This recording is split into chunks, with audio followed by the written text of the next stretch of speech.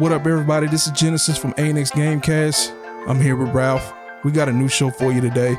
So I do all the gaming stuff. It might surprise people that I actually watch a bunch of sports. If it's not anime and gaming, it's sports. It's sports and it's sports all the time. So Ralph, we've been trying to do this for a while. Yeah, we got COVID and we had to stop. Yeah, that definitely slowed up progress. But even though COVID is not in a great place, we know a lot more about it now. So I see you once a week anyway. Once a week at the barbershop. Ralph the Barber. You didn't want that name on the show, but I'm just saying. Hey, we going there. I like it. I like Ralph the Barber. So anyway, as you can see by the name, this is the Grown Ass Sports Podcast. That means anything goes. I like some of the commentators. I like Tony Romo on TV, but guess what? I would like him a lot more if he said damn, hell, and shit sometimes. Yeah, I probably would like that version of Romo myself. Right. So we're gonna have a lot. So so if you get offended by cuss words like that, this probably ain't the show for you. But we just want to kick back, have a good time, and talk about some sports. So we did our introductions of who we are, but let me give you one more little fact about myself. I have literally been a sports fan since January 31st, 1993. I've been a sports fan a lot longer than that, buddy. Yeah. I can remember in 1977 at the age of 4. Whoa. Watching the Cowboys. So I was 7, and that was I had seen the Cowboys before, right? But that was the first game that the adults sat down and said, "Nah, you really need to pay attention to this." Because it was the Super Bowl. Exactly.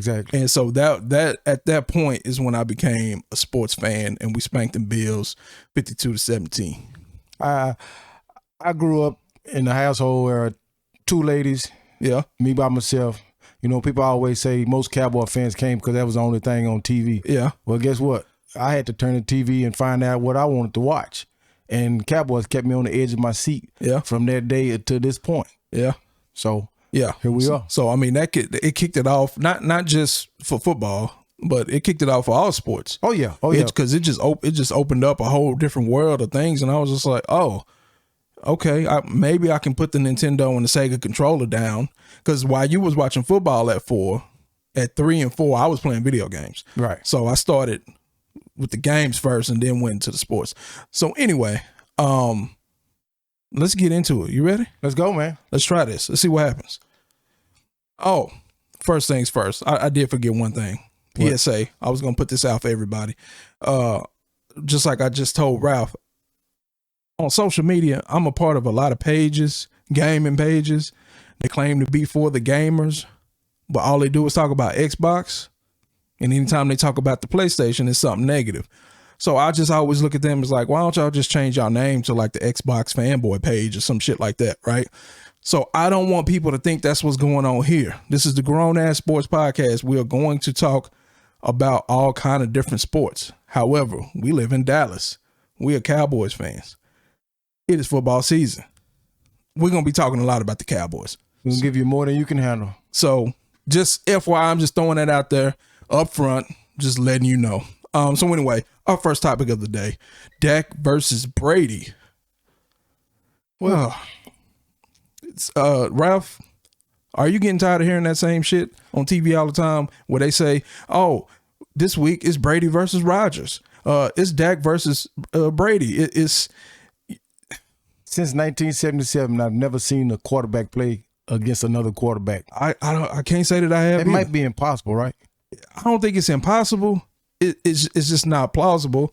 Because I can see, I mean, right now, just bring you all behind the fourth wall here.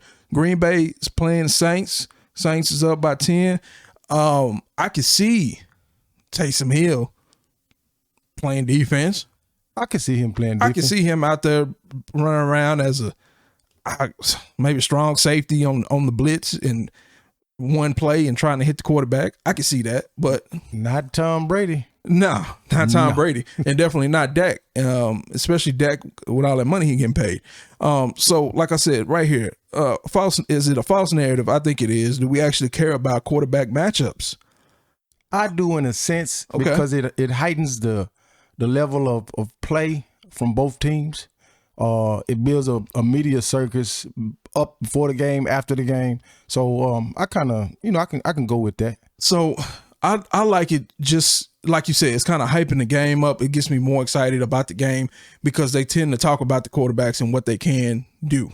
Right. They're going to air it out, or Lamar Jackson going to run for 100 yards, things of that nature. But as far as like the head-to-head comparison, like, Dak outplayed Brady because of blah, blah, blah. He threw more yards. It's like, it's not really apples to apples though.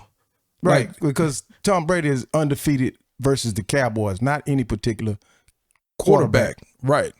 So it's just a situation where it's just like Brady wasn't playing the Bucs defense and vice versa. Dak's not playing the Cowboy defense, and it's just like what are y'all talking about? Yeah, I guess it's just the whole idea that one quarterback outplayed the other one.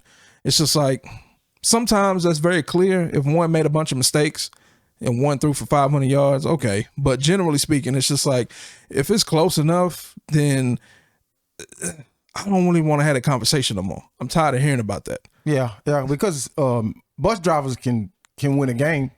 Yeah, putting up. Look at Dak in look at Dak in his rookie season. 13-3. Hey, the record spoke for itself. Driving that bus, just hand it off, dump it off. You know what I'm saying? And let's move and run it in from 3 yards. Exactly. Give it to Zeke, feed him more, and win the game. So anyway, I just wanted to get Ralph's take on that because that's something that just always bothers me. Like it's to the point now where I just changed the channel. Yeah, they drive that home far too much. I can do it a little bit when they have the shows during the week, but if you turn on every channel and that's what they're talking about, hey, that's enough. Yeah, because that's not any real analysis. That's not anything that I can take away. Let's just say if I was a betting man, which I am, but I'm not in this sense, right? I will go to the casino, but I don't regularly, bet on any of these apps or sites or something, anything like that. But I can't use any of that for anything I'm betting against. Y'all talking about quarterback matchups. Right. Like, anyway, I don't know. Maybe we should call this, maybe we should call this a specific type of venting session or something. We're going to come up with a name for this because it's just stupid shit that we hear every week. I'm getting tired of hearing about it. Anyway, you ready for the second topic? Let's move on.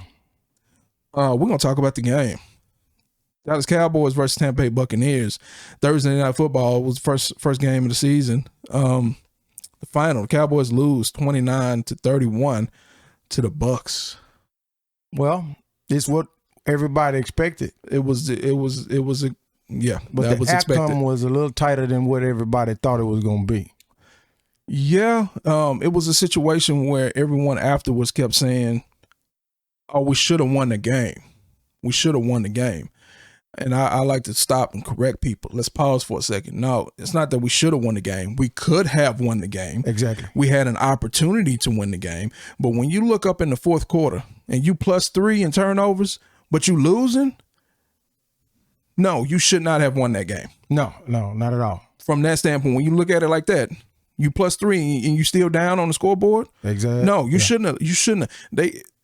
They don't turn that ball over 1 or 2 more times. We start talking about a blowout. Yeah, the game, we could have had a lot of situations where things turned out differently. Sometimes we came out with 3 instead of 7. Yeah. And, when you're playing against a guy like Tom Brady, that's going to bite you every time. You got to get 7. You have to get 7 every time you have a chance to. Yep. Everybody wants to point a finger at a specific person, specific play. No, it was a number of things in that game that led to the outcome. Yeah. Yeah. So what you think about Zeke? To me, Zeke looked fresh. The way that they had their front geared towards stopping our run game, I think that our coaching staff did a pretty good job of doing what we could do. They kept the ball outside the numbers early in the game. Mm-hmm. That made our passing game a lot successful. And we ran Zeke, to me, in situations where we needed to run him instead of, sometimes people say, well, just try it anyway. I don't believe in that because if Zeke is only getting 2 yards, 3 yards a pop, then how is that helping anybody? Yeah. My only concern, like Zeke looked better because I people talk about what happened to him last year. They don't like to talk about the offensive line being hurt last year and decimated. I didn't even recognize half the people on the offensive line last year. Then your quarterback being out, so they were going to target you because you were their best offensive weapon at that point. If the quarterback can't get the ball to the receivers, right? So people want to talk about that all the time. So he looks like he's in shape. He doesn't look injured because I believe he was also injured last year. My only problem with the whole game, just in general, the feel of the game, felt like last year. We put up. I mean, the quarterback put up big numbers. We'll talk about that later. We had a chance to win. Zeke was a non-factor because we were behind for most of the game, and we lost. Feels like last year. Yeah. It feels like exactly what happened in the first few games before Dak got hurt last year. I mean, because you got to look at those 5 games. We a bunch of rallying going during the game, a bunch of slinging the ball all over the field. Yeah. We were playing from behind every game up until Dak got hurt. Yeah.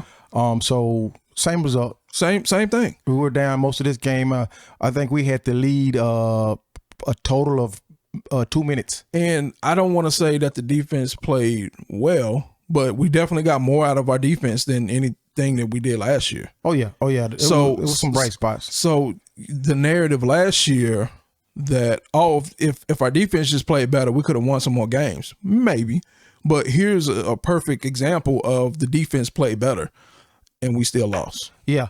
I want to touch on that because to me, if your defense plays better, that's one thing. But I need my defense to make a stop at a certain time in the game. This is something that you might not even remember this, but I said the blasphemous thing at the shop one day that I didn't really care that we lost DeMarcus Ware. He got a lot of sacks, but guess what? He never got sacks on third down. He never got sacks on third down at the end of games. Right. We can remember one time against the undefeated Saints where he came up with 2 big sacks, and I think he might even got hurt somewhere in those last few drives, but he was still out there. He made stops when we won the game. That's very similar to what you're saying here. We didn't get a single sack. 60 minutes of football, no sacks. Yeah, and I think I don't have the exact stats in front of me, but just the eyeball test, we didn't even really rush or hurry him that much either. No. We made him move around that first drive, and to me, after that, he kind of took us to school. Yeah. So I mean, like I said, was the defense great? No. Would I have taken this defense over what we were doing last year? Yeah. Yeah. I mean, it was definitely better. And it was some changes were made. Mm-hmm. Like they said, Quinn came in. He simplified a lot of things, so we wouldn't have people out there thinking a lot, just reacting. Yeah. And I got a hold of the starting lineup before the game. Okay. And they said that Keanu O'Neal and Micah Parsons would start at linebacker. So I'm like, no, one of Jalen Smith or Van Der Esch, one of those will play, and they'll start. What happened? Start the game. They're not on the field. I saw Van Der Esch on kickoff. I said, okay, we're changing things up. Yeah, and I don't really know if because the main thing they kept talking about during the game is that you got Smith and Van Der Esch out there for running plays. And you got Parsons out there for passing. Parsons and Neal for passing plays. I'm not really sure if putting Van Der Esch on the bench per se is the answers to our questions. I agree with you. I feel like, and this might be a harsh thing to say, but this is the Grown Ass Sports Podcast, and we are talking about football. Van Der Esch has a history of getting hurt, just like Sean Lee. So to me, what you do is you ride that thing as hard as you can until he gets hurt. Yeah, and then you got serviceable replacements to come in. Because he is a solid player. Let's not take that away from him. Yeah. What I think, if we keep that format up, then other teams are gonna start picking up on that. They're gonna know, okay, there's 2 come in, they're coming in on rundowns. Okay, so we're gonna start passing the ball when they're on the field. Now that could help us though, because what could happen is somebody can step up and start making those plays, because it could be the opposite too. Oh, y'all putting Parsons in on running plays. Oh, we're gonna run a scheme and we're gonna confuse him and we're gonna run at him, right? But if he's able to continuously stop those plays and just stay on the field for all 3 downs. Yeah. Then guess what? Which is, there's already been kind of talks about it anyway. But guess what happens then? Van Der Esch is out, but you got to keep playing Van Der Esch to keep your stock up. Yeah, I think the more volume Michael Parsons gets during the season, the more he'll be on the field, less coming off. I think Van Der Esch will become a bigger factor in the defense later in the year because Van Der Esch, you can still use him in passing situations. I think he's a solid player on 3rd down. And he don't have the speed of Smith, no. but he tends to be in the right place. Right. And we know he can stop the run probably better than all the other 3 people we named. Yeah, I'll take that. Yeah. I mean, because he ain't afraid to just go in there and break his neck, literally. I mean, he gonna hit you. Oh yeah, he gonna see you and he gonna hit you. Yeah, he's a physical player. And I think with the mixture of Van Der Esch, Neal, and Parsons on the field at the same time, you could get a solid linebacker core, and all 3 of those could play all 3 downs. Yeah, I mean, there were certain times where there were 3 of them on the field. But the other thing you do is also you keep fresh linebackers in there. Yeah, at all times. Does that mean a little more later in the season, maybe Jabril Cox? Maybe. Because I mean, I think he has a high ceiling. And if we let him play on those passing downs, we'll learn what we got out of him. Yeah. So I'm open to putting him on the field maybe sometime on 3rd downs, maybe nickel packages, dime packages, whatever. Yeah. But I think Parsons is definitely gonna make an impact this year. And then once he just gets the mental down. Yeah, once he gets it. And then once he's developed his body a little more. Because he got a lot of speed right now. But the strength is just that's the only thing that's lacking. And I'm not even saying like it's a huge problem. It's just that's what's lacking. It's just the mental being in the right place at the right time, not getting turned around where you just standing there in one place, really not doing anything. Right. You thought it was a run, it wasn't. So you stop and you turn. By the time you turn around, they'd already thrown the ball. So just those kind of things, and just like I said, the physical aspect of playing NFL linebacker, you're gonna have to bulk up a little bit more. Yeah, we'll get him a good offseason in him, and he'll be fine for 8-9 years. Yep. So what else we got? You already know what's on tap for the rest of these topics. You got anything else before we get into these other very specific topics about this game? I want to touch on that. We're just talking about the linebackers. Yeah. Van Der Esch had 13 snaps. Jalen Smith had 15 snaps. Neal and Parsons both had 50 plus.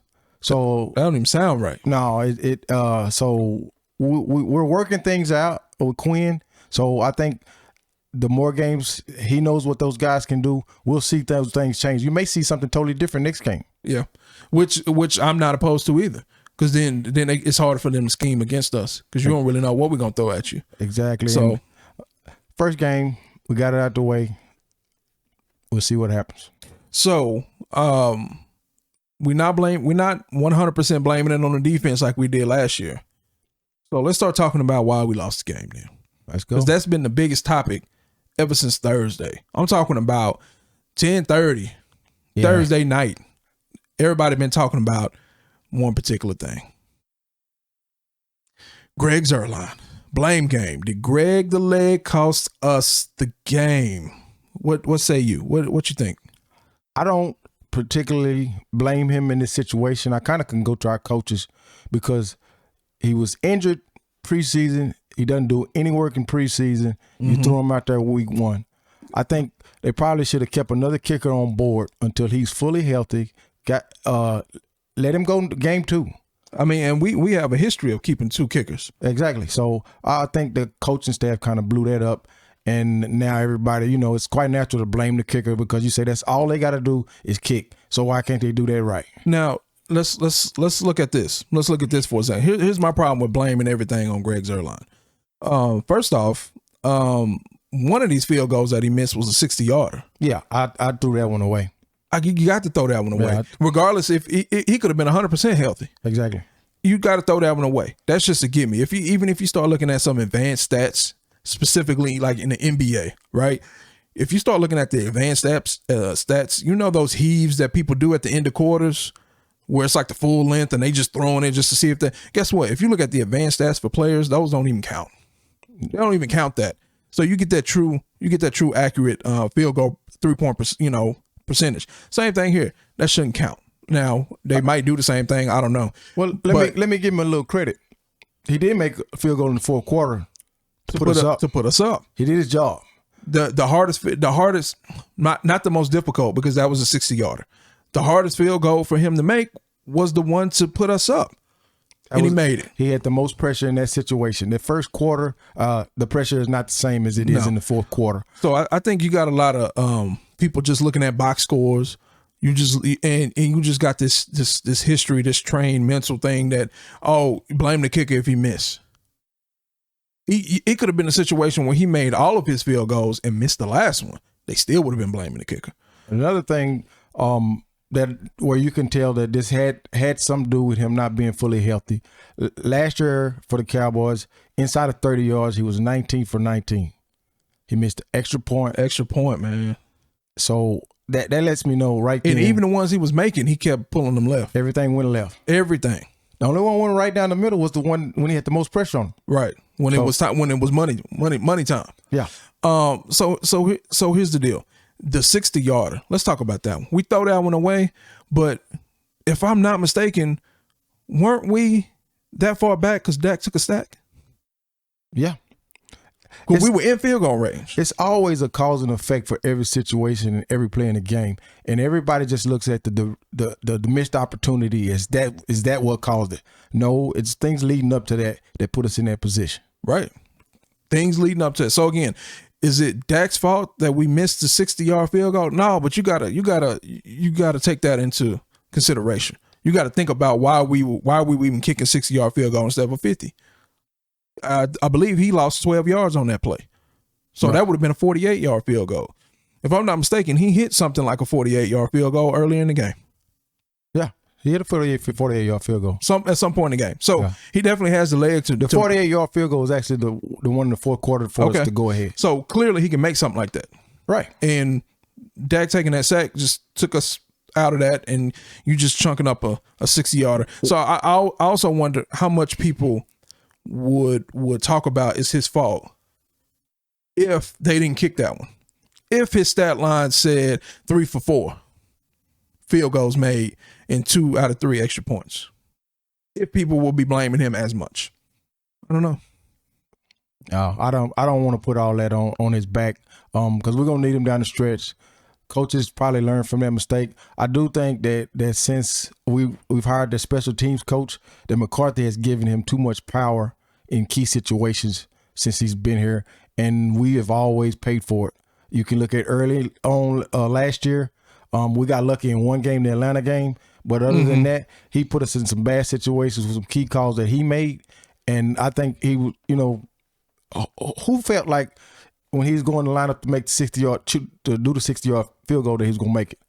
I don't think anybody in any household. I didn't think he was going to make it until he kicked it, and then I was like, this shit might go in. Yeah, he had the leg. He's got the leg, and I was like, oh my damn, this might go in. If he'd have kicked that ball that same way, but it would have been a 50-yarder, he would have made it,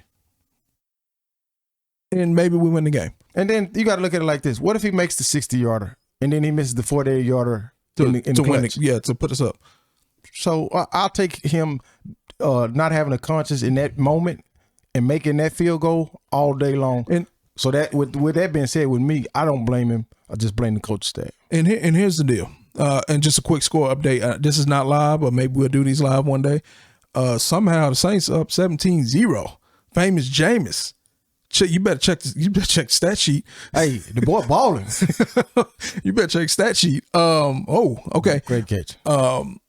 So, and it's a situation. What's one of the first things we said during the first topic? Second topic. You got to score touchdowns against Tom Brady.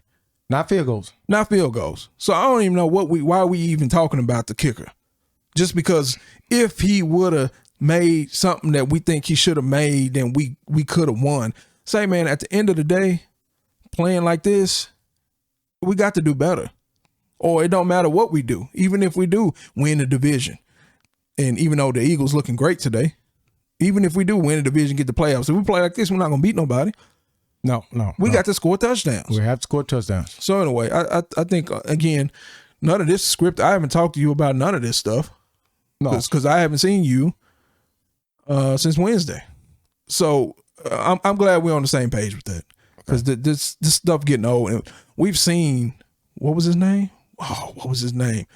That he was the most accurate kicker in NFL history for the Colts, and we signed him for $1 million. Vanderjack. You see what happened to him? What did Peyton Manning call him? Idiot kicker? Yeah. But you see what happened to him? Oh, yeah. They brought him in, and everybody was tearing him a new one every week, and he went away. It's like, we need to stop. We need to stop that. It's like, say, man, there's other things that happen that cause us to lose the game. I've never been a firm believer in putting one thing that decided the game, not a missed call by an official, not a made call by an official, not a missed kick. Yeah. I've never been, it's always other aspects in that game that you could have done differently to win that game, and you could have won it in an earlier stage of the game. Yep. You win in the fourth quarter, but you can't win games by something that you do early in game. I hate it. I see it all the time where people, and sometimes the players and the coaches too, just kind of act like the first and second quarters just don't matter. Oh, yeah. Oh, yeah. And it's just like, all that matters is what happens in the fourth quarter. It's like, no, like, you play 4 quarters. All 4 quarters. And sometimes you play overtime. Right. So I think a lot of times if teams took the first and second quarter a little more seriously, maybe we're not watching the game. Maybe like the Saints are doing right now. They're capitalizing on our opportunities, and that's bottom line. That's what we needed to do, and we didn't get it done. Yep. So let's look at let's go. I think we got some more blame game. Ooh. Anthony Brown. I'm not going to go through all of his specific stats because I think we're going to get into it, but blame game that Anthony Brown cost us the game.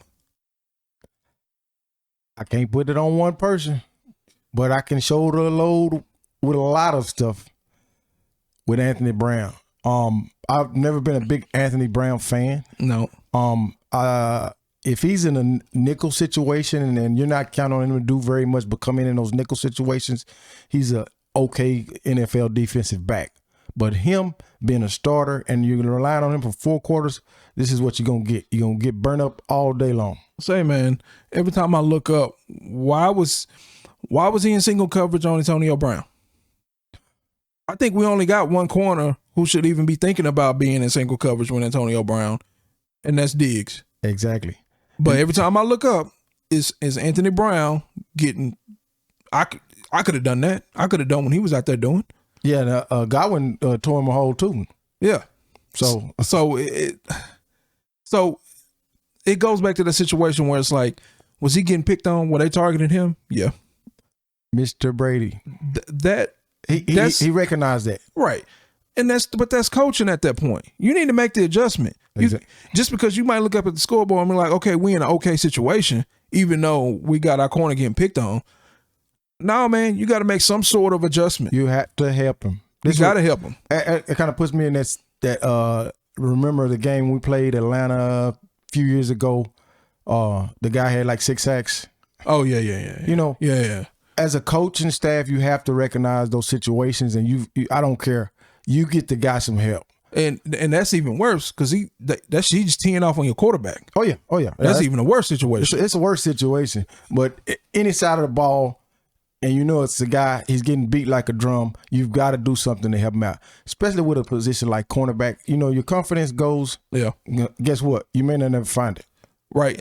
Especially once they start microanalyzing like everything that happens in these games. Meaning last year, we had all kind of excuses to be losing. Injuries and COVID and like all this other mess, right? This year, assuming everybody stays somewhat healthy, you ain't got them excuses no more. No. So they're going to start looking at you like, say, man, you let, what is this, 9 out of 10 for 134 yards? No, we can't have that no more. You got to go. No, you got to go. You look at somebody's stat line and they play cornerback and they got 11 tackles. That's typically not a good sign. That's not a good thing. He had the most tackles on the team. That's horrible. He had the most tackles on the team. Nobody else even got double digits. Wow. You got the most tackles on the team as a cornerback. That means they were throwing to the person you were covering. They were open. They caught the ball, and then you tackled them. Yeah. Parsons had the most sacks. I mean, more tackles out of any of the linebackers, and he only had 7. Right. You got a cornerback with 11 tackles. Yeah. Get the man some help. But at the same time, yeah, we been need to upgrade. I mean, we went through that phase where we got all the young corners a couple years ago, remember? And I think Brown was one of the better ones. I hate saying that. It ain't like he good. It's just he was just a bright spot at the time. He was just better. He was just better than the other trash that we had. Now that ship has sailed. Yeah. And I can't totally, I don't think what's the guy's number? The neck back. Who's that? Little small guy. You talking about? You're not talking about Lewis. Yes. Yeah. You think Jordan Lewis had a good game? He didn't have a bad game. Well, I mean, you know what I'm saying? He didn't have a bad game. Like this guy had a bad game. Yeah. Yeah. He had some situations where his head wasn't in the game. Right. He had a fumble recovery, he had an interception. That's fine. Yeah. But he had a touchdown caught on him. He didn't even have his head turned around. Right. You're playing cornerback. You got to always have your head around. Yeah. But I feel like he had a game similar to the way Diggs was playing last year. Yeah, he was giving up some stuff. You have good moments, and but then you're right. But like I said, Anthony Brown, it was. Did you see a bright spot? Hell to the no. And I don't know if anybody has ever. I'm getting off the subject just a little bit. Okay. But every time Anthony Brown pisses me off, I call him Pimp Snooky. You can look up this guy. His name is Pimp Snooky. Okay. He's a famous pimp, and him and Anthony Brown could be brothers. Man. Every time he pisses me off, I yell at the TV, say, "Get that damn Pimp Snooky out the damn game." Have you seen them two in the same room before? I think he had probably went out with him a couple of times before he came to play. Okay. So we know for sure it's two different people. Yeah. Okay. Because I mean that might be a whole different type of thing if I find out he actually a pimp, and it's like, man, all right, let the pimp man play, let him play. Well, he is a pimp. He's pimping the coaching staff. Yeah, for the money, whatever money he making. So anyway, I think at the end of the day, I would say no. Anthony Brown did not cost us the game. If anything, if we're going to say that those particular situations led like a large majority of why we lost, I still wouldn't put it on him. I'll put it on the coaches. Well, we addressed this just a little bit earlier too. One thing that could have helped out Anthony Brown, it could have helped out the entire secondary. I spoke on it earlier. We'd have a sack. You put a little more pressure on Brady, then maybe Anthony Brown, the stat line, it looks a little different. Mm-hmm. Yeah, got to get some pressure. You got to get some pressure. Because I heard one of the commentators say, DeMarcus Lawrence is having a fantastic game. Yeah, I was like, what? They were talking about in the run game. Okay. Because I was just like, I ain't seen him get no pressure on nobody. No, we didn't get pressure up the middle, on the outside, anywhere. No. So, yeah, that definitely helps the corner. That's one way you can help your corners. One way. Especially when getting picked on like that. You can help them that way. You can help them, like, let's double this guy a couple of plays. You got to do something. It's Antonio Brown. Oh, yeah. We're just going to sit there for 4 quarters. Tom Brady and Anthony Brown going to do a 7-on-7, and Godwin going to do a 7-on-7 with you. I mean, I get there's only so much help to go around because you got Gronk that you got to worry about. You got Godwin that you got to worry about. Yeah. But it was clear what they were doing, and we didn't make the adjustment. Yeah, you find your situations, you pick your situations, you combo guys at certain situations. Gronk, Godwin, Brian. You just got to try something. You got to do something else. We're just gonna let everybody man up. No. Not Anthony Brown. Not Anthony Brown. No. So let's not do that again, coach staff, okay? Yeah. Y'all listening? Yeah. So on some of our other podcasts, we've noticed that we talk about something in the developers of the game or whatever we're talking about. They end up making those changes. So yeah, we're gonna talk about this so much that Jerry gonna give us a call one day. Yeah. Go ahead and call us, man. We here. We got some. Look, we'll buy you some Whataburger, bro. Come on. Oh yeah, and I got some salt. Gotta like us now. Yeah. You ready for the next topic? Let's go. I think we got one more. We got one more blame game. Did CeeDee Lamb cost us the game? Because I heard a lot of people talking trash about him as well, for being Butterfingers. Did CeeDee drop a touchdown? Not that I'm aware of. When was did the drops happen in the first quarter or fourth quarter? The more egregious drops were in the first half. Like I said, when the pressure came, CeeDee Lamb played well. So here's the deal. The first two that I saw that kind of stalled drives in the first half. They did. Here's another narrative that I'm kind of tired of. If you get your hands on it, you got to catch it.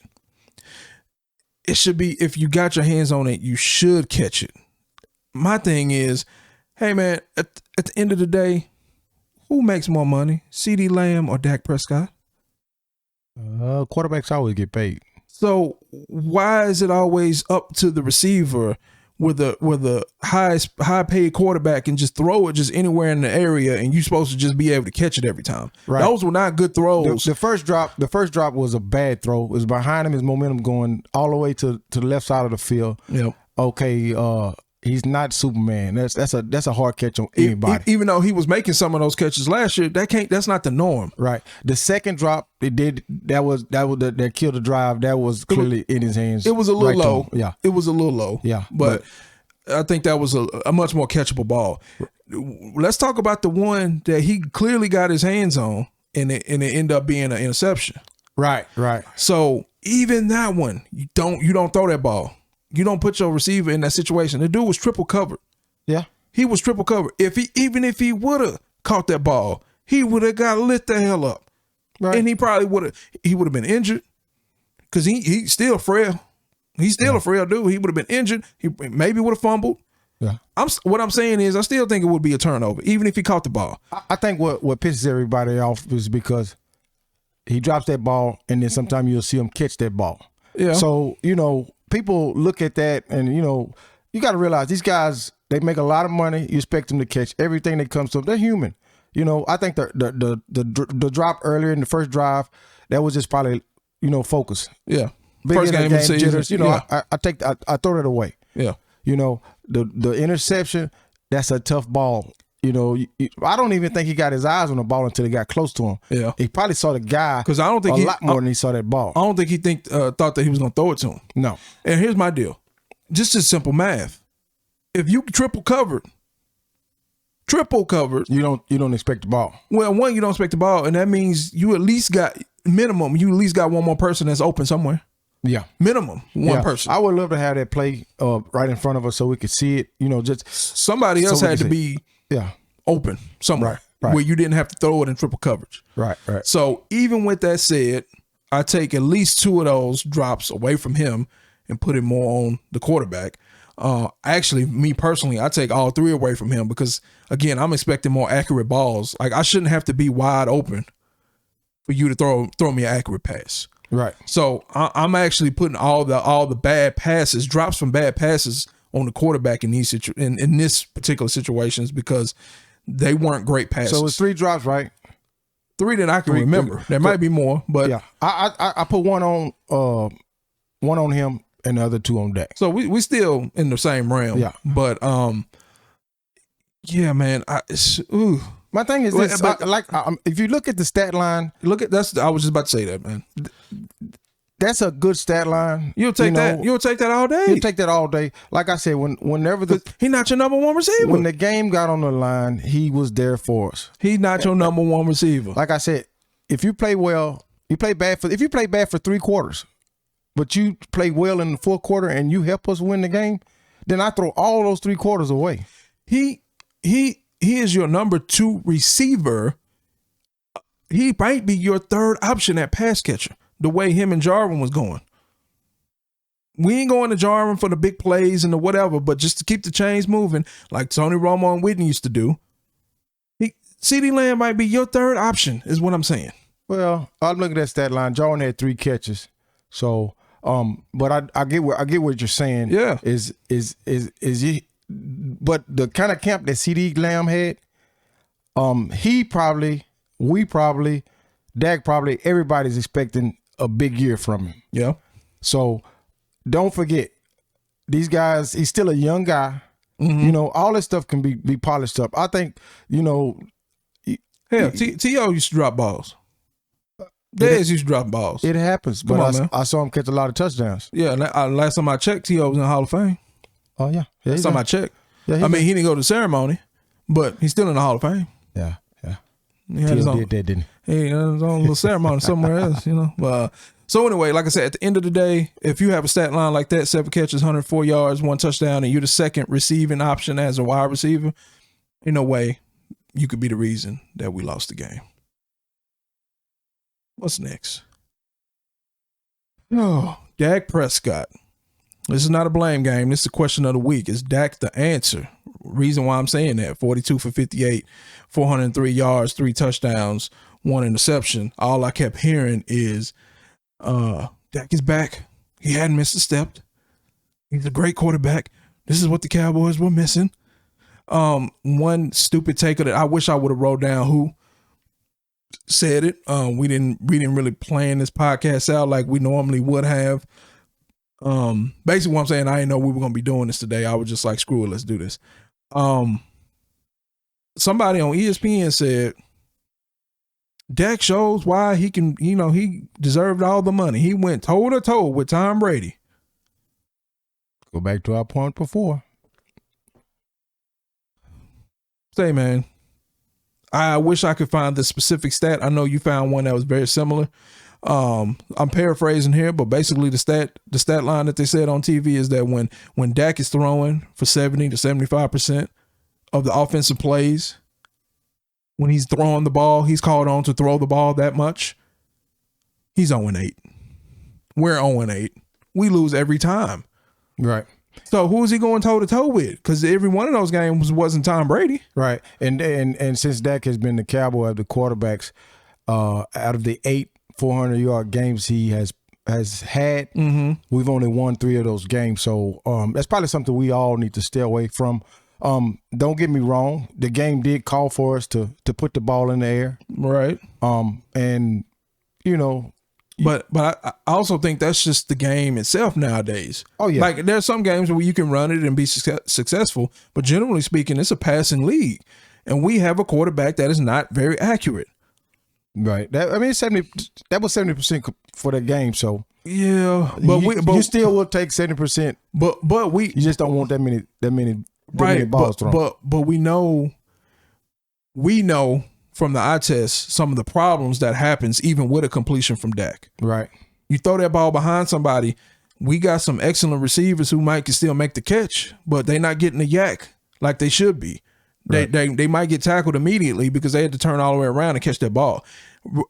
If they would have caught it in stride, that would have been a touchdown. Right. To Dak's credit, since Dak's rookie year, he has made a step in different categories of a little progress.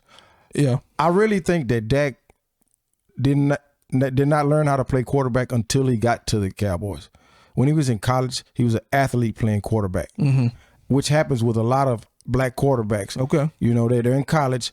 They don't get in at all these big time camps where they're going through all of these fundamental drills. If you watch Tom Brady in the pocket, Tom Brady is simply doing his drills in practice. And a lot of times when you see quarterbacks of Dak's caliber, you get it under duress, and sometimes your fundamentals fall out the door. Yeah. You don't follow through on your throws. You don't bring everything together. You don't plant your foot. Yeah. To his credit, in that game, he made some throws where he did follow through, took some big hits. Yeah. So a thumbs up to him for that. This is what I will say about Dak in this game. He looks, I don't want to say better. From a passing standpoint, he looks better, right, than he ever has in any of these previous seasons. The reason I won't say that he looks better overall is because to me he still has a little limp when he runs, and he never was really fast, right? But he's definitely not as fast as he was, and he seems to have slimmed down some. So there was a lot of times where he can run and break a tackle and to get the extra yard or 2 for the first down or the touchdown. So I don't know if he can still do that or if we even want him doing that. Right. But from a passing standpoint, he looks better than he ever has and we still lost. Yeah, I mean, because I go back to his rookie year. I don't know if you can remember this. Rookie year and his second year, it was times that me and you watched him play, and we're like, I don't know what all the hype is about. I think we played Philadelphia towards the end of the season, and he couldn't even move the ball at all. I think it was Romo's last game, and Romo came in the game and drove the ball right down the field for a touchdown. Yeah. Then he hit somebody in stride. Oh, yeah.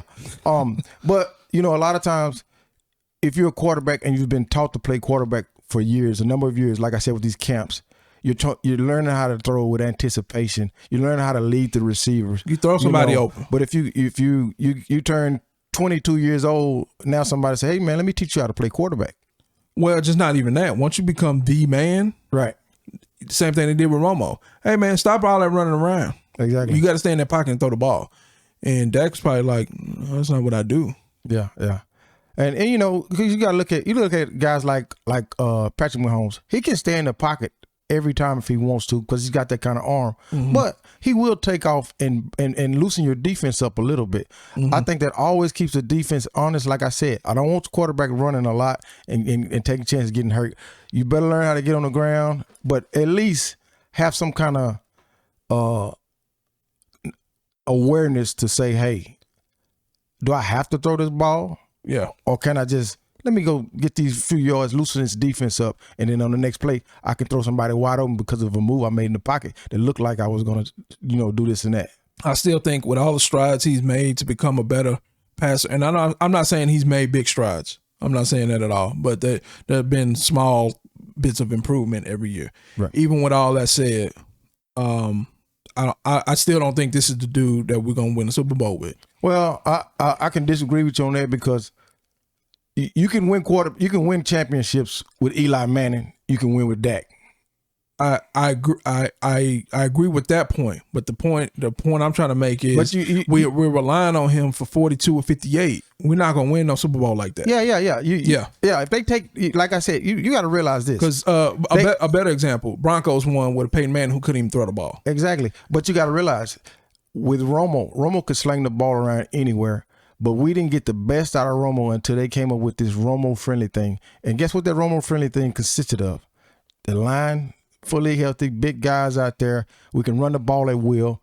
You're not asking Romo to always have to win the game for you. Mm-hmm. And I say it with us. With that being said, we have to take some of that back from Dak, and and get other situations about our offense that we can improve on to make him where Dak throwing the ball 25 to 28 times. I want that. You're right. 280 yards. I'll take that. Yeah.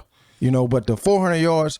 That's not a recipe for success with us. No, and I think that's my point with the fact that we're not gonna win like this, and we're not gonna win with us relying on Dak Prescott to throw us to victory. Because you got to realize when you play quarterback, they're gonna give you all the praise, they're gonna give you all the blame. Yeah. So my thing is this: if they do the things necessary around him, then you're taking some of those situations away. Like where I can blame him at is the stall drives. We're getting 3 instead of 7. Yep. To me, though, that goes to my quarterback at those times. Accuracy, okay, he probably is not going to be in the top 10 with that, but use your situations wisely. Like I said, It on that first drive, was it any chance he could have ran the ball at any point? Mm-hmm. Just to get us a little closer. The bad throw, these things. Definitely the triple coverage interception. Yeah, like anything would have been better than that. Right. Yeah, you got to. That was the worst. Those plays got to go. That's the worst possible scenario that could have happened. Yeah, we had moments with Romo. Hey, don't throw that ball there. Romo had to learn. Yeah. But when Romo got towards his twilight, I think Romo was one of the more brilliant quarterbacks in the league. He didn't get credit for it. Nah. I don't know why the Cowboys, since Jerry loves Romo that much, I don't know why they don't get Romo in to just, hey, you work out with Romo all off season. What would it hurt for him to pick his brain?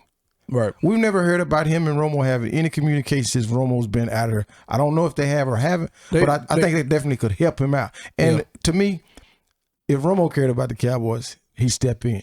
Regardless of if anybody asked him to. Right. Yeah. Yeah, I just think they're different types of quarterback. I think that should have happened more in the beginning when you still had the Romo receivers. You teach Dak how to throw the back shoulder to Dez. You see what I'm saying? But I think that was too fresh to happen right then. Something that we couldn't get, and I really wanted it at the time, that I think would have been huge strides for Dak, is if Romo, once he got healthy, I don't give a damn how Dak was playing at that time. Let Romo go back out there, because him sitting and watching Romo for a season could have helped him out a lot. Right. Because my thing is, I don't think anyone in their right mind would have said that, even though the record showed it was a good record, I don't think anybody in their right mind would have still said that Dak was a better quarterback than Romo. Yeah. Everybody knew Romo was better. Even if they still cut Romo at the end of the year, you still put Romo back in. You still go into the playoffs, Romo versus Rodgers. Right. Even though I just said I didn't like that. And I felt like that. I ain't like that quarterback. I don't like doing that. But what I'm saying is, you got a better chance of beating the Packers with Romo than you did with Dak. Yeah, we to me, I think Jerry gonna probably die hating himself for that. You know, because I mean, I think we're still paying for it. I'm sorry, Dak. I mean, he plays well enough to be a starting quarterback for us. But to your point, this can only last so long. Right. You know, right.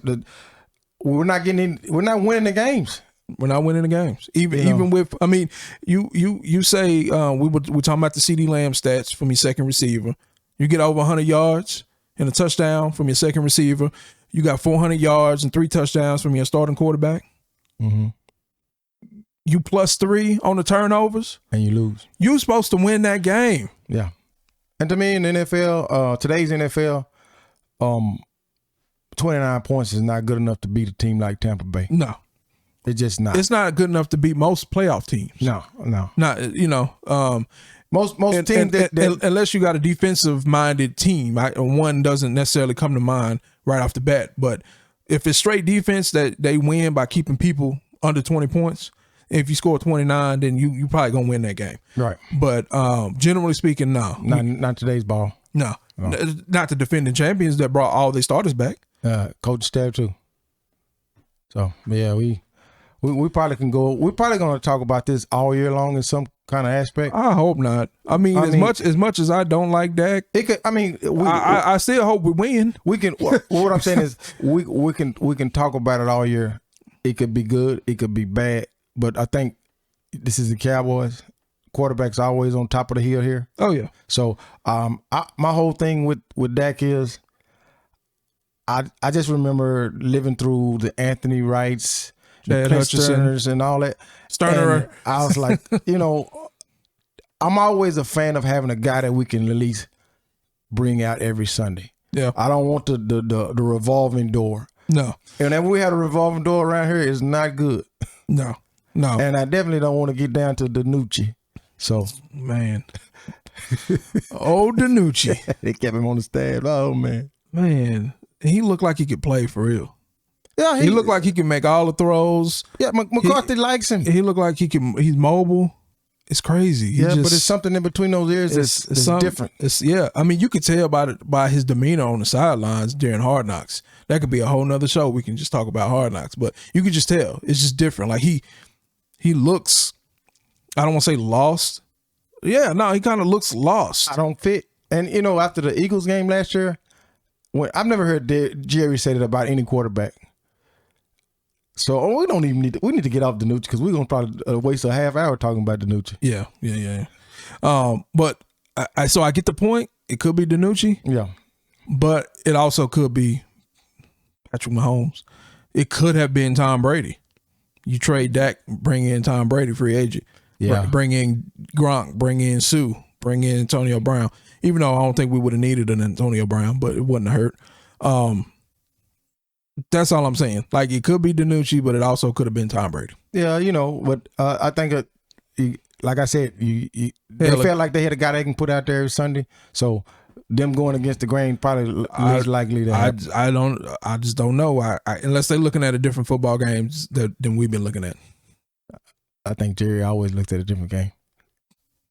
Man, let's get to this. Let's get to the dumbass of the week. What's up with your boy, man? Dumb ass. I'm gonna let you say his first name, because if I butcher it, it's gonna be because he's a dumbass, not because I don't know how to say it. So I believe it's Lyle.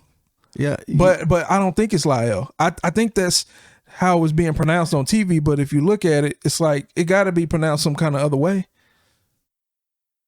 But anyway, regardless of how you pronounce his name, he's still the dumbass of the week. Yeah, it just looks like it's dumbass Collins to me. That's all I see on my screen. Oh man, so man, I didn't even look into this. I guess the surprising part of the news of his 5-game suspension is that it came because he failed to appear for the drug tests. It's not that he failed drug tests. Right. Well, let me take that back. He didn't fail a drug test that led to the suspension. I think he has failed drug tests in the past, because 9 times out of 10, if you're hearing about drug-related suspensions in the NFL, that means they done already failed. They failed multiple tests. Correct. So I'm thinking he failed multiple tests and then just didn't show up to these because you knew you weren't going to pass I've never heard of a guy getting suspended for the first offense on anything. No. I've never. I can't remember the last time somebody failed to show and it made big news. So I don't know what the league's rules are on that, but you don't show up, you're gonna have to deal with what happens. And I think them trying to fight it, no man. Go ahead and take your suspension, because the league has a history of dragging stuff out. Then he ended up getting suspended at the end of the year because you appealed it, and it ended up costing us games at the end of the year. If we end up being in playoffs or something like that, especially with COVID going on, like we got to get as many wins as we can when we can, because we don't know when there might be a breakout. What is our option now going forward for the 5 weeks? I don't even know. So I'm glad you said that, because here's my problem with this whole situation. Collins is a serviceable tackle. I agree.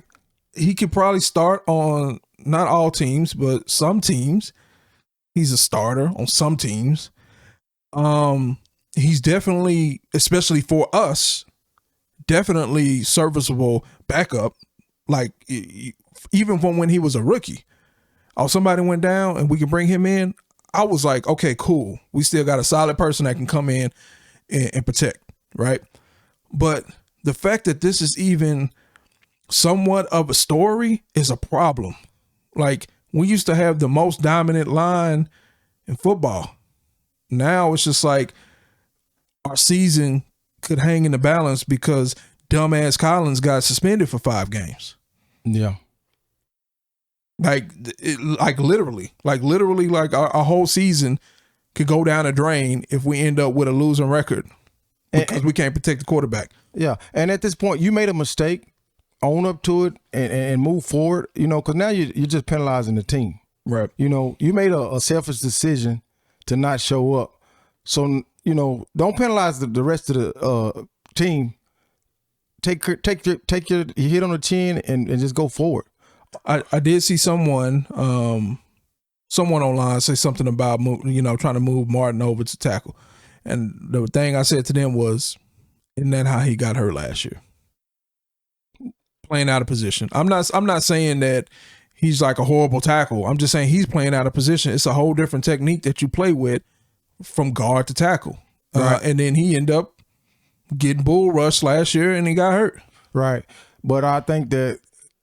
It's just a risk we're gonna probably have to take because you won't they didn't invest in a backup tackle, and that's kind of my point. That's kind of my point earlier. They didn't invest, and that's coaching, right? Scouting. Yeah. How long did they know we needed a backup tackle? Well, here's the deal. Some of the articles said that the coaching staff was not surprised of the suspension. That means you already knew. You've been knowing something was going down. And I feel like there was a lot of tackles out there. There was a lot of Pro Bowl, all pro tackles out there that was available via trade or free agency. So we've always been a wait till it breaks down kind of organization. And then we want to replace it instead of always thinking ahead like Belichick. But, that's why he's got all the skins on the wall. Because he doesn't wait for that. The scouting department, they're going to do a good job. They're going to get somebody here. And when that next guy comes in, hey, guess what? He looks like an NFL player. I talked to this with a lot of guys at the barbershop about the difference between a starter and a reserve player in the NFL. And a lot of people think, hey, they're in the NFL. They're just supposed to be just as good. No, a lot of times those guys that are backups, that's why they are backups, because they don't need to start for anybody. No. I mean, it's not even close, honestly. So my thing is this, whenever somebody's out there during the off season, I'm a fan of having too many heads in the building.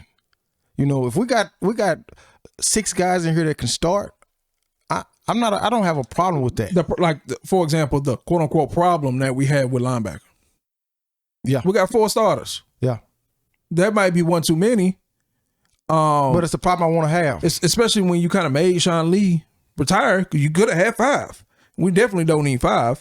We don't need 4. Let me put it this way. I'd rather have 3 and somebody else for the line.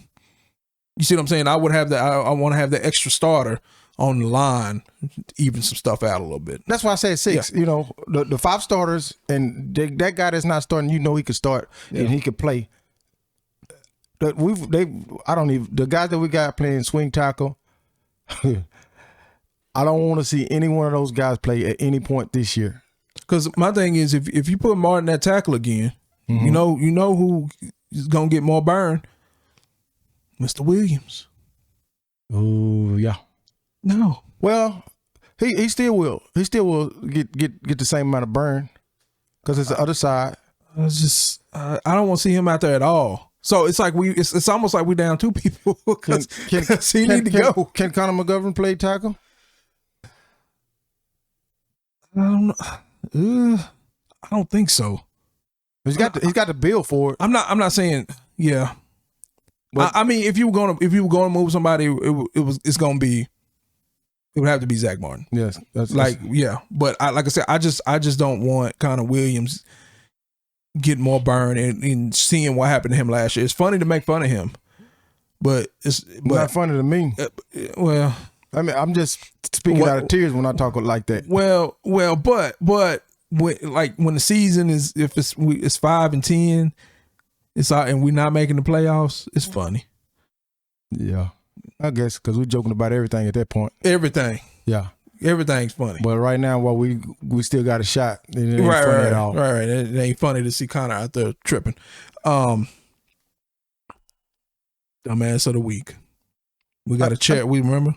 I mean, I just hate that it's week 1 and we got somebody that's making news for some stupid shit. Stupid shit. I mean, and don't get me wrong. I think the difference with this and the Sha'Carri Richardson. Don't get me wrong. I am 100% on Sha'Carri Richardson's side. I'm not saying anybody did anything to her specifically, but I think the rule is stupid. The difference is we know exactly what she got busted for. We know he got suspended for not showing up for the drug test. We don't know what kind of drug tests he failed in the past. Yeah, we don't know what it was. So if it was weed, I'm not Stephen A. Lay off the weed. If you messing up your bag, it's like, all right, man, like whatever. That ain't none of my business. The rules should be changed for weed. Now, if it was something else, steroids or performance enhancing or something even worse, maybe some stuff Michael Irvin was doing, then okay, I'm not cool with that. Hey man, leave Michael alone, man. All right. Michael done changed his life around. Has he? Because he still look like when he get up there screaming and stuff, he still look like a drug addict. That's a natural high, man. That's a natural high, man. Okay. So if it's weed, I think the rule need to be changed and it's stupid. If it's something else, then yeah, you definitely tripping. Right. Didn't they alter the rules last year? They did something for marijuana use in the NFL. They did something because we had that one pothead was just trying to come back, right? Yeah, we're gonna have to look that up. Was it Irving? Was it Irving? Yeah, Because remember when he left and then he was on Instagram Live smoking that big old joint. Yeah, he went in on the league. Yeah, and he should just waited a couple years and he would have been good. Yeah, dumbass. Yeah, he was a dumbass too. So anyway, I don't know what drugs he's using. So that's the difference. If anybody want to say, hey, but you was mad about Sha'Carri Richardson, like it's weed. It was literally legal where she was practicing, legal where the tournament was happening. Come on, this a little bit different. Even if it is weed here, it's not legal. So okay, like it's a little bit different. So that's why I'm a little bit different. Yeah, you know what I'm saying? I can't wait till we find out. What actually, if we ever find out, we find out, but because if it, that probably change our whole perspective on the whole thing once we know all that. Yeah. So again, he's a dumbass, but again, we want to make it clear he did not get suspended for a failed drug test. He got suspended for not appearing to do the other drug tests, which more than likely happened because he failed some other drug tests. And me and Marcus didn't discuss this, but I do think if you make the dumbass of the week multiple times, okay, then we will devote more time to you. So try not to make this list again, Mr. Dumbass. Yeah, because and every time that we spend more time on your dumbass, we're gonna get harsher and harsher and be less tolerant. Yeah, you'll be looking for us next time, buddy. Yeah, and like I said, we in Dallas and. I don't know. He's from New Orleans, right? He's from Louisiana. He's from the boot. Okay.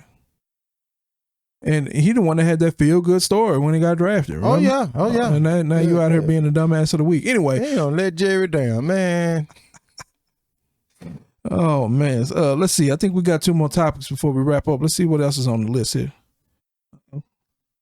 What did I do? I don't know. Wait, no, this was the last topic. You're right. We gotta leave out with the dumbass, man. Yeah, that's the last topic. To leave out with the dumbass. Oh, you know what? You know what's not on here? Somebody broke something? Yeah. The upcoming game. Oh yeah. Chargers. That's not on there. And then the injuries. The injuries, that's right. So Michael Gallup got hurt. A strain. Now I've had some strains recently. 1, they hurt, and 2, they do last. They linger and they last. I was surprised when I saw the 3 to 5 weeks. I was like, "Ooh." I'm not sure how much that hurts us because I think I kind of like what I see sometimes out of Cedric Wilson. Yeah, I can use him. Who's next man up? Malik Turner? Whoever the next man up is not going to get no targets because Noah Brown, maybe Brown, but because Wilson gonna get the Gallup targets. Correct. So, well, you got to realize that somebody get targets in that spot because Wilson got targets. So they won't get very much, but they'll get some targets. Yeah, but see, I think sometimes I don't want them to. I think sometimes they were putting help on Gallup. They're not gonna put no help on. Oh yeah, they're not ever gonna put help on Wilson. So that means, and that's gonna make him thrive. Yeah. I mean, I hope he gets to a point where he does, eventually, command a double team. I mean, he's shown in games prior to this season that he can have a big moment in the game. So this is his opportunity. We're gonna see what we get out of him. Hey, if he steps up and he plays just as well as Gallup, hey, we got a lot of receivers, buddy. I got skills. You got skills. Look at you. I just thought we had a technical glitch, man. I'm sorry. I got skills. I mean, it's something I can fix on the fly as long as we just keep talking. Just looking at the stats, obviously he didn't play the whole game. 4 catches, 36 yards. Like, we can get that from somewhere else. Cedric Wilson ended up with 3 catches, 24 yards. So, like I said, I think the difference is the Gallup does have the respect of certain defensive coordinators, and they will In certain situations, definitely on passing downs, they will double him. I think I don't want to say more, but I think in certain scenarios he might get doubled more than Cooper. Yeah, because Cooper gonna be open regardless. Yeah, they go because to my understanding they worked him out a lot in training camp at the slot, and that's gonna be a problem going forward for any team. You know, Gallup is a proven number 2 receiver. You put him in the slot, and then guess what you got? Yeah, you got a damn good receiving core. Yeah. So like I said, it's so now we done lost him and Collins. Yeah. For 3 to 5 games. So again, eerily similar to what was going on with us last year. Yeah. Dak putting up big numbers, we still lose. People start getting hurt. I just hope it's just this small thing. Let's cross our fingers, man. Let's cross them. Now, I see what's happening. Hey, at least I know for next time. I see exactly what's happening. Okay. Now, let's talk about the next game. How about that? Okay. Chargers. It's hard for me to keep up with the Chargers. I know they put the young dude in last year. He ended up, being good, and he was starting and all that, and they got the Los Angeles Chargers and all that weird stuff. But I just don't see a lot of their games. So I don't really know if they're a good team, they're a bad team. I definitely don't know what they look like this year. I'm looking them up as we speak. My concern. Okay, they beat the Redskins today, 2016. Okay. Justin Herbert, 337 yards, 31 of 47, 1 touchdown, 1 pick. So I feel like we should be a better team than them. I feel like we should get the W, but my problem with the situation is it's a road game. So we went from a road game in Tampa to a road game in Los Angeles, all the way across the country. Only good thing about us going back to California is that we've been in California all summer. So maybe that helps us. I don't know. But generally speaking, starting off the season, the 2 road games. Yeah, and I don't give a damn how good we played Thursday. We lose to the Chargers. That everything goes away from that game, and we just, especially because let's just say if you just go with the law averages, let's just say we split in the division. So that's 5 losses right there. First 2 games plus the division splits. That's 5 losses right there. With the added game, yeah, it maybe don't hurt as bad. You get a little help, but I don't want to be in that situation. No. So to me, I'm gonna put a must win on this game because I think McCarthy he needs some confidence. He needs something to shake. I'm going to say must win for the same reasons that you're saying, but I'm also going to say must win because I'm tired of losing to teams that we should beat. Even if we go with the splits, I feel like we should beat the Giants twice this year. You know what I'm saying? Now, is it likely? Probably not, but I feel like we should. So I'm tired of that's what I'm not saying we are an elite team or even a great team, but the good teams at least win the games they're supposed to win. Right. And that's how you build it. Right. You gotta win the game that they should win. So it's just a situation where we should beat the Chargers. So we should win. All that other stuff, I mean, traveling cross country, I mean, I'm saying that it's going to take, it's going to mess up our rhythm. I'm saying that. Can't be an excuse though. You still gotta go out here and beat them.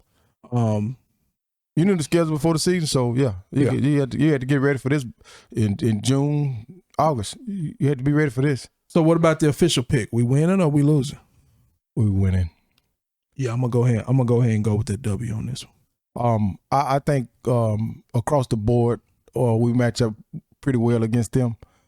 They still got Patrick Creighton. Because if they still had Patrick Creighton, I'd be like, nah, man, we're gonna lose this one for sure. And if I'm not mistaken today, the Redskins quarterback got hurt. Oh, Fitzpatrick. Yeah.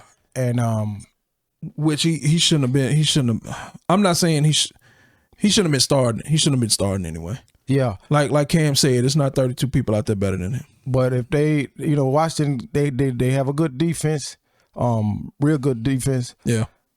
But I still feel like if the Chargers were going to be who people projected them to be, then they should have dominated this game today. And I think they did struggle. Especially because here's the deal. With the Redskins. Here's the deal. Regardless of who your starting quarterback is, if the starting quarterback goes out, you should dominate the game even more. It should be even that much easier of a victory. Any team, the starting quarterback goes out, that should be just a straight path to victory. Stop it. I'm going to bring DiNucci back up. No, that's what I'm saying. Like, if that goes down and then we put DiNucci in, all the teams should just run us right over. Right. But my thing is if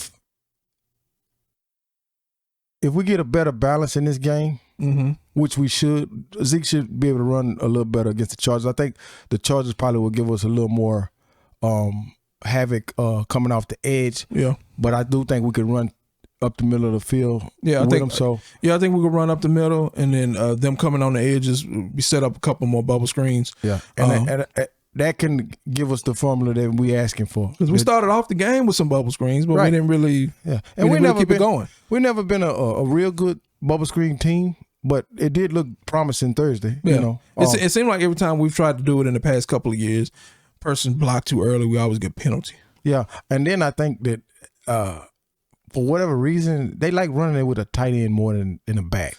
Yeah, which I never understood. I guess the misdirection because you're not expecting that. Yeah, but I mean, it's just like, especially when you got like a Pollard. Yeah, because running with Pollard. I mean, good Lord. I want a guy on that edge that can put his foot in the ground and go. What? Not a slow tight end, and he's got to put his arm in the back of the blocker, and he's got to follow him all the way. That's the only way he's gonna excel downfield. When the last time we had a tight end that break tackles? Jason Witten? No. Jay Novacek was the last one we had. Well, you got to realize Witten, a mosquito could tackle Witten. Well, Witten didn't break tackles as much as that. He just kind of ran through and over people, specifically DBs. Yeah, so but I remember those little baby steps. Yeah, and whenever he did the little baby steps, he's going down. Because I mean, you've seen him push people's face down to the dirt. Yeah. If he had a big jump on you, then he was going to win that battle. But if he turned around and you was right there, then he was baby stepping and you was going to bring him down. Yeah. But Jay Novacek. I just feel like we probably will be better in most of all our aspects of this game. Kicking team, defense, and offense. And the coaching staff probably had learned a couple of things from the last game. So I think we got a good chance of winning this game. I'm going with us. Yeah. And what'd you say? High score, low score? I'm gonna say high scoring game for both teams. Yeah. Okay. Yeah, but I think it's gonna be one of those situations. If our defense can play like they did against Tampa Bay, that's gonna keep the Chargers right where we need them to be, where we can outscore them. Right. So I'm not saying we're gonna be +3 on the turnovers. But I'm just saying, like, even if some of those weren't turnovers, but they were just stops, get them kicking field goals, that'll keep that score at a manageable level where we could just simply outscore them. Yeah. I'm hoping we're gonna make the right corrections where we can actually score some more touchdowns this week and not rely on Greg the Leg so much. Yeah, I don't. If you can give me a touchdown a quarter. And that new stadium ain't built yet, right? They still playing outside, or they playing in? No, they playing in the new. Well, we played there last year, the first game against the Rams. Sophie Stadium. Oh, so it's open. Oh yeah, it's open. It's nice too. So Greg the Leg won't have no excuses. No, he won't have any excuses. Wind and things of that nature. No, I think whatever was going with him, was like I said, shaking off rust. Maybe still a little injured, but I think he loosened up as that game went on, and he should be fine going forward. So yeah, hopefully so. So anyway, that's the next game. We had some technical difficulties here at the end, but we got through it. Oh yeah, we made it. We made it through. Hour 19. Probably went a little bit longer because Shoot, we ain't done one of these. We did a few practice runs. Shoot, that was years ago. So this is literally like we just decided to record today. So this ain't bad for our first time. I think I just need to make sure to tell everybody out there to like this and subscribe to the page. You know, we on AVersion TV. And we coming back, and trust me, we're going to get a little more grown as these shows go on. So yeah, this probably was one of our more mild tone. Yeah, this was a PG. Yeah, PG-13. Probably PG-13. Yeah, we ain't drop no F-bombs. We're going to Showtime next time, baby. Yeah, well, just depending on what happened. We could be in a good mood. HBO Cinemax. Right. Skinemax. Ooh. Nah, it might actually be it might be even more mild, because what if we blow them out by 20? We're gonna be in a good mood. Yeah, I really hope that we make it a segment. I have quite a few segments where we don't have a dumbass period, a dumbass of the week. So if we have that, then that's probably gonna be a victory on us. Yeah, I'm down for that. Okay, I'm down. I mean, I like the dumbass segment because it's fun to call people a dumbass, but I'd rather just not have it. Yeah, there's something about saying dumbass that just make me want to call my mama and say, "Mama, I can say it now." Right, dumbass. And I say it with my chest. Yeah. So anyway, like I said, everybody hit that like button. Make sure you subscribe to the page of AVersion TV. We got other podcasts on the network. You like video games, we got that stuff too for you. But anyway, until next time, we out.